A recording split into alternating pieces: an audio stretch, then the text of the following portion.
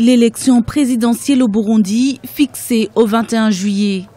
Le report a été décidé par un décret que le président Pierre Nkurunziza a signé ce vendredi 10 juillet 2015, en réponse à l'une des résolutions du mini-sommet de la communauté est-africaine du 6 juillet 2015, qui demandait un report de la présidentielle du 15 juillet au 30 juillet 2015. Le sommet de la communauté des pays de l'Est de l'Afrique avait demandé au Burundi de reporter les élections de 2 semaines.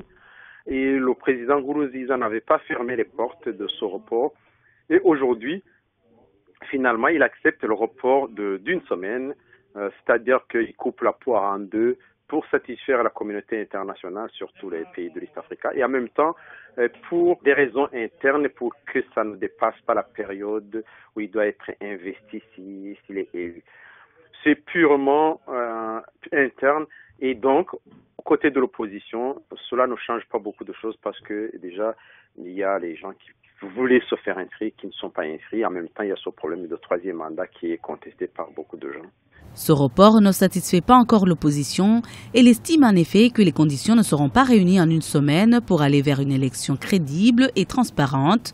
L'ancien président Sylvestre Ntibantunganya, candidat indépendant à cette présidentielle de 2015, y renonce. Je ne vais pas dans ces élections. Parce que justement, depuis l'organisation, il y a depuis plusieurs semaines et plusieurs mois, c'est vraiment une mascarade d'élections qui sont jouées de garantir la conscience, de garantir la crédibilité.